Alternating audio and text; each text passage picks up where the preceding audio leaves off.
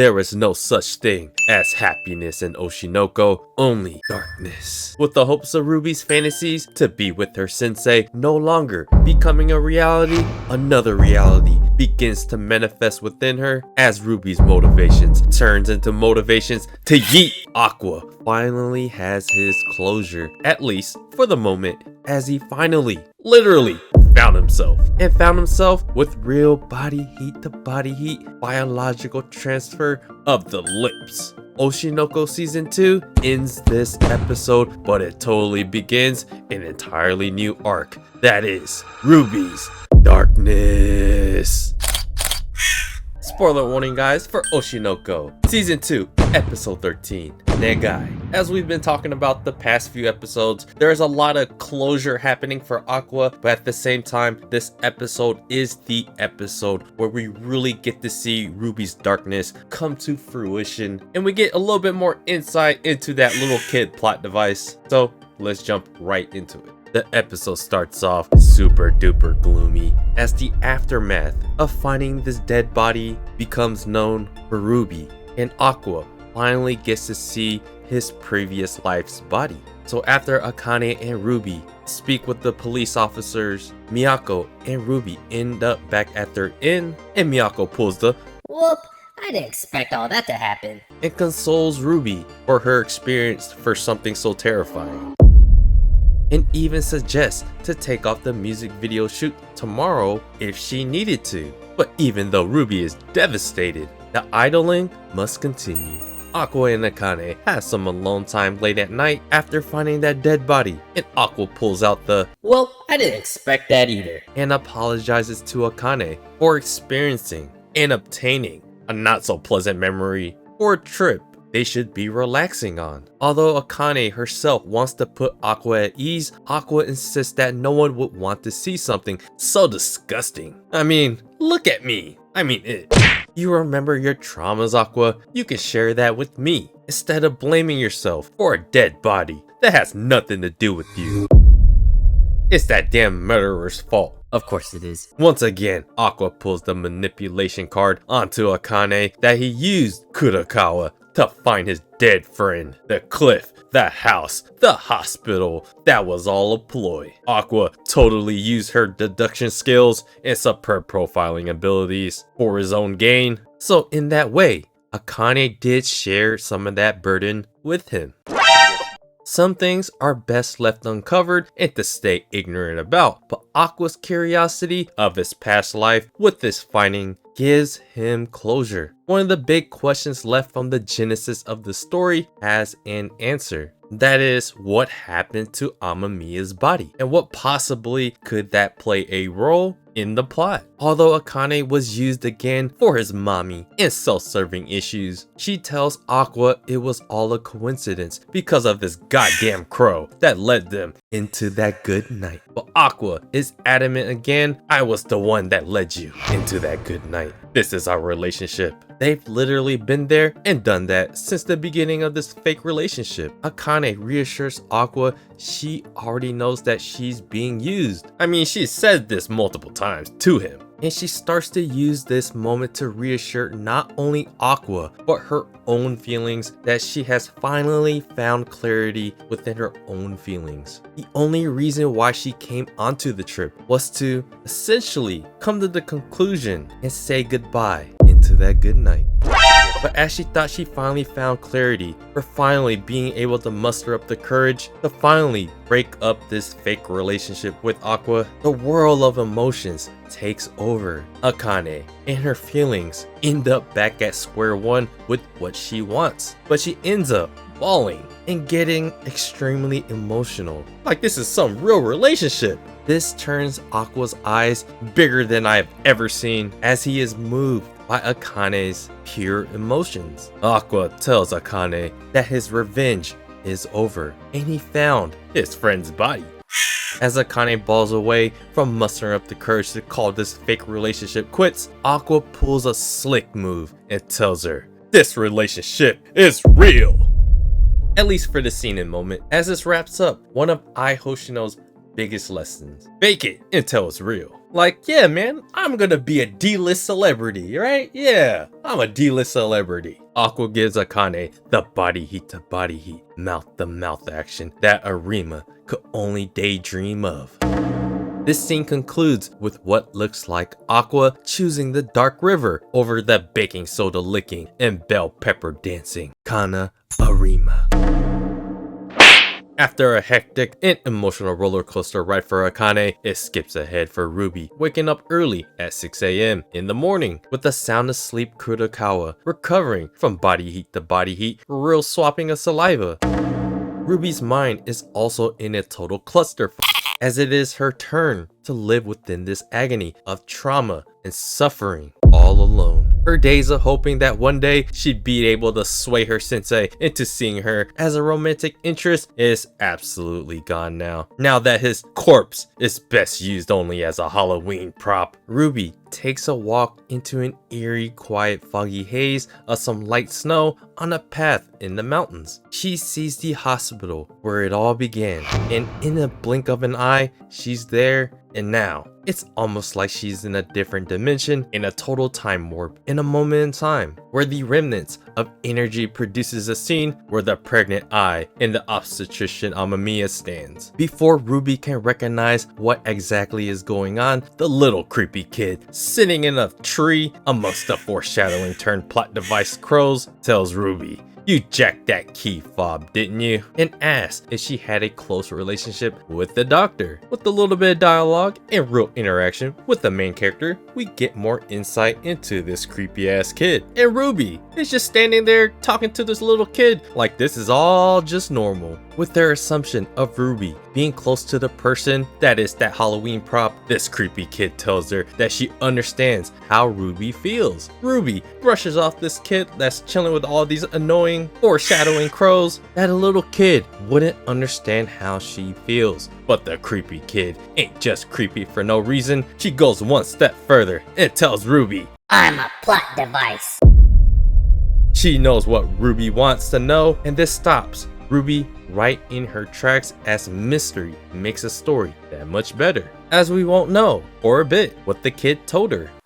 Now it jumps to the music video where Ruby has brought this newfound type of gloomy, dark energy into the presence of the upbeat Memcho, Miyako, Anemone, and Arima. With Aqua and Akane scene, we get complete closure for the season for everything important that we cared about Aqua. Now, with Garou's body being found and Ruby being the one to find it, it's time to build up for that next plot. This is why I like writing in Oshinoko, because everything is paced really well to move us from one feeling of closure and maybe some happiness. If you are a pro Akane Aqua ship, then it puts us straight into a major plot point that's shrouded in all types of mystery, along with this mysterious new character. This gives us something to hold on to and think about with every next scene moving forward. Basically, we want to know who the hell this kid is, what she told Ruby, and what in the Kurokawa will that lead to next, as Anemone tries to tell Ruby that she can take it easy with the music video shoot. Arima has to catch her attention since Ruby is absolutely mentally sidetracked with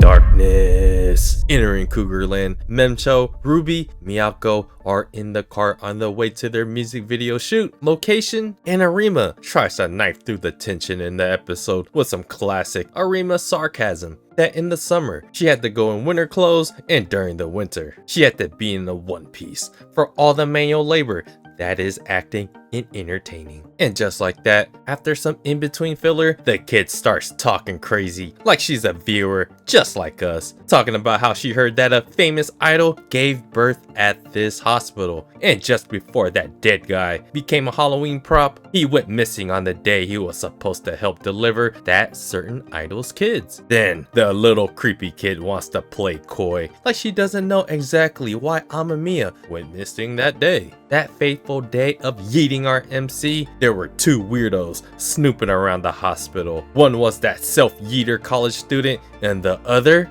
middle schooler? That looks like Aqua, or maybe Daddy? Or maybe worse, some supernatural bullshit. I hate that idea so much. just as much as I hate this little kid plot device. Just like how she knows all the answers to all of our Yeeting Eye and Amamiya questions, she knows a good story's on the line here, as Ruby must character develop into darkness. It skips again from something serious into Arima's comedic relief. Anemone even suggests like what even Akane suggested in the prior episode, and going even further back to Kindaichi and Kaburagi's conversation, in that Arima has tons of potential for making it into stardom. A few things I want to point out real quick is how the story closed Aqua's character development for the time being in regards to his revenge for Ai, and finally picking a girlfriend. All the while, this episode is putting the finishing touches for Ruby, or Ruby's next really big decision, as one of the reasons for her living and doing what she does as an idol was for Amamiya, and this romantic dream that she will eventually become old enough where he would accept her. With those two characters of Ruby and Aqua being at the forefront of the story, Arima is a little bit more in the background, but the foundation for her next step as a character is being laid right before our eyes. Arima's character arc was the highlight at the end of season 1. That felt like a really satisfying ending. So for all of season 2, Arima has pretty much been the same character. I understand during the Tokyo Blade arc that Arima did have to overcome something about herself that's preventing her from trying to stand out, but I thought that was something that was naturally going to happen for her character anyways, as she wants to be an entertainer. You kinda have to stand out. But most importantly, for this current arc, the foundation for her next step as a character in becoming a more famous idol and actress, her ascension as a character is drawing more and more parallels to Ai's ascending rise as an idol and as an actress. Everything just stems back to Ai Hoshino's character, as all these characters represent a portion of what she had to go through as an idol and as an actress, including all the issues that she faces, like being yeeted. I just enjoy all the layers that are being built for these characters that seamlessly shift through the story from one character to another. It's a natural storytelling flow that doesn't mess up the vibes of the story at all, while moving one focus from one character to another, and at the same time, while the other characters are somewhat in the background, there are foundations for that character being set up when it's their time to make a significant step forward when something major with them happens. So Arima had her climax in season 1. Aqua, along with the previous few episodes, is having his final closure for this current arc. All the while, Ruby is pondering over yeeting some blonde-headed middle schooler that looks like Daddy. Anemone spends her time observing the Bikomachi girls during the music video shoot to get an idea of their personalities, and goes over what we pretty much know about the girls and what they bring to the table. Except there's something odd about Ruby, as the goddamn creepy ass crow just keeps foreshadowing again before it decides it wants to be a stupid plot device. One important thing that Anemone points out about Ruby is that basically Ruby has been imitating being like an idol rather than naturally be herself, and this is the moment where it feels that almost all is lost for Ruby, as what she lived for is gone. And when what you lived for is completely gone, you hold on to something else. That something else is darkness to yeet Chi-Chi. Darkness has completely enveloped Ruby, and Anemone sees something appealing or appalling, or both, coming from Ruby. And the scene ends like how the scene ended with Aqua in episode 1, committing to her darkness revenge arc to yeet Daddy. In the next scene, we now get Arima and Memcho to act like typical lovable idols, while Ruby is just like how her brother was, dark, gloomy, and plotting her murder in the making ways.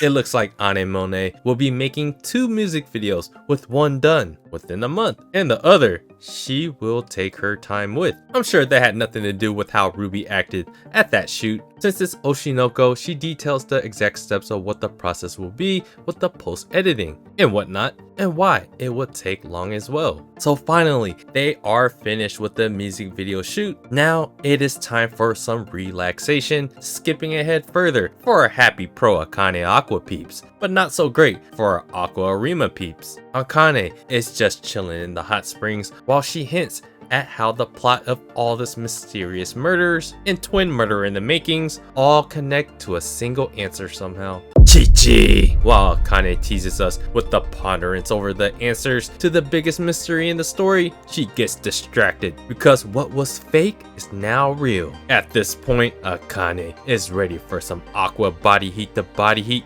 ecchi. This might be the worst timing for Arima as she shows up, so I guess catch up with Akane. She praises Akane as she gets to star in the new movie. While it's a smaller film, not shown in many theaters, it's still quite the accomplishment in Arima's eyes, as she continues to be envious of Akane's abilities as an actor. Going back again to that one time Kaburagi and Kindaichi had their conversation after Tokyo Blade, both characters will need to capitalize on their current wave to see how far they will go into becoming real stars. Just as the envy of Akane's acting abilities wasn't enough, she brings up Akane and Aqua's fake relationship and just how long that will actually last, and hoping to get the answer that Aqua didn't just string her along 2 episodes ago. As Akane tells Arima, it ain't fake no more.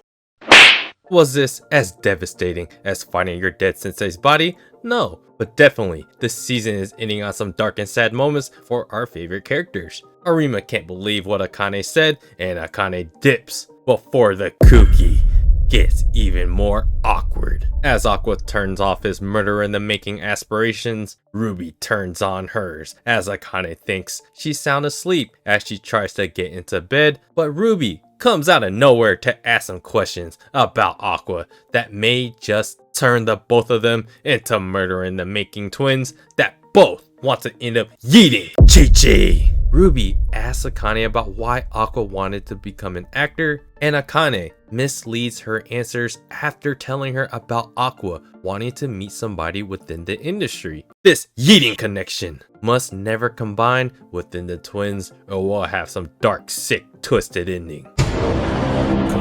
Cross. Which sounds pretty good actually. Yeah, let's do that. Let's have Aqua and Ruby combine forces to yeet Chi-Chi.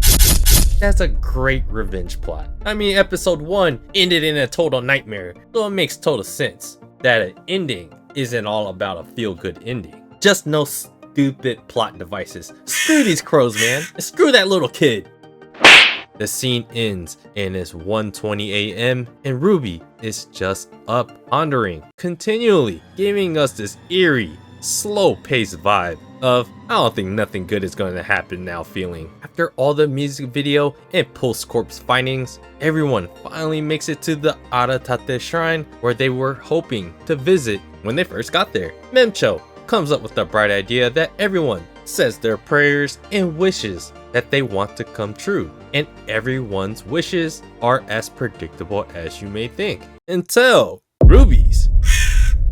These kids. I hope we get the smash. I hope they never smash. I hope I never get the feeling of wanting to yeet again. I hope my brother wants to yeet again. Ruby wishes that her brother, aka the corpse that she wanted to be with, that she hopes that Aqua finds the blonde-headed middle schooler that helped that other weirdo yeet Chi-Chi. After every engaging scene ends this episode, and with this previous one being a little climactic one, it brings us towards a little bit of upbeat happiness to contrast the dark, gloomy, murderous feelings we are getting right now as we get our first taste of the new Bikomachi original song, along with the first glimpse of their new music video. Just like how season 1 ended with the new Bikomachi's first actual performance dancing and singing to the old popular Bikomachi songs, season 2 ends with their new music video. They basically showed the entire music video and we get a little time skip where it's 6 months ahead. Because of this music video, Aqua explains to us that Bikomachi's popularity has gotten a significant bump in attention and recognition after 6 months has passed, as Ruby and Aqua are second year high school students now, which means Akane and Arima are third years. However, the episode doesn't just end on a whimper.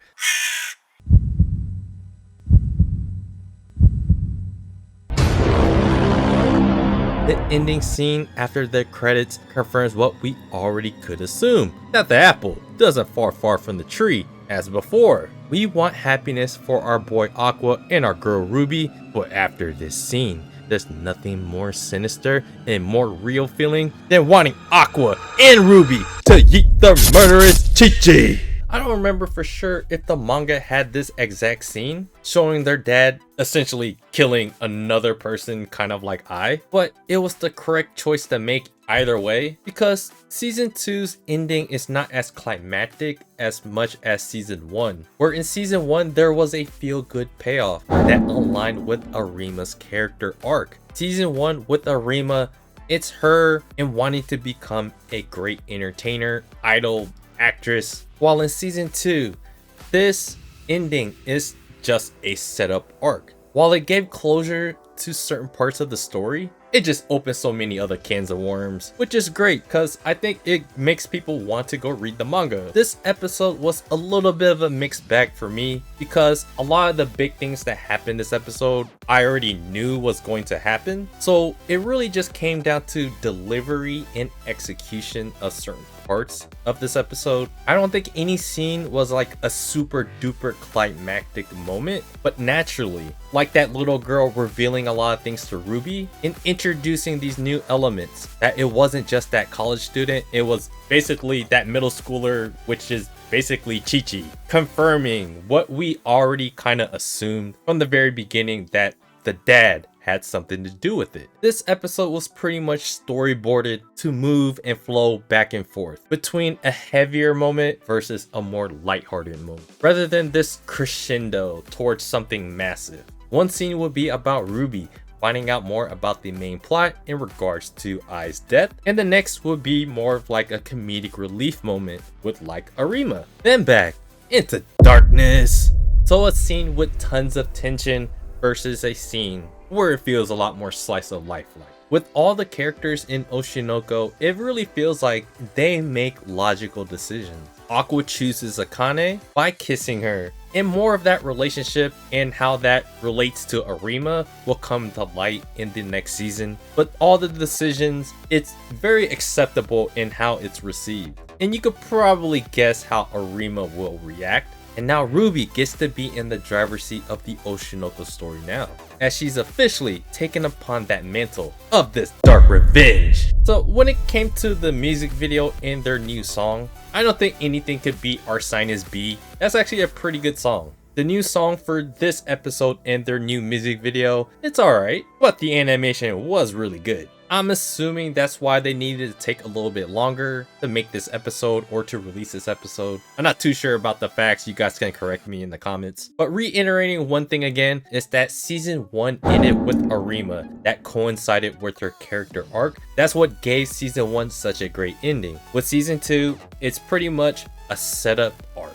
So there isn't really a climactic moment, rather it introduces a ton of major material that will manifest itself for the next season. So as we end season 2, it begins the Dark Ruby arc, which is a lot more gloomy, dark, eerie, which gives us something massive to look forward to in the next season. But it doesn't necessarily give us like this spectacular ending. That is why they have to show Chi-Chi yeeting another lady. This dude is literally out here busting nuts and busting guts. So that scene right there, that changes a lot for how I see the episode at least. And it's a great cliffhanger to have, as it confirms a lot of things and it makes us believe that revenge is actually a good thing for this Oshinoko story. So yeah guys, let me know what you guys thought about season 2 of Oshinoko and what you guys thought about this finale. I would love to know. And do me a favor guys, hit the like button, subscribe to the channel if you guys haven't already. Check out my blog at otakusen.com,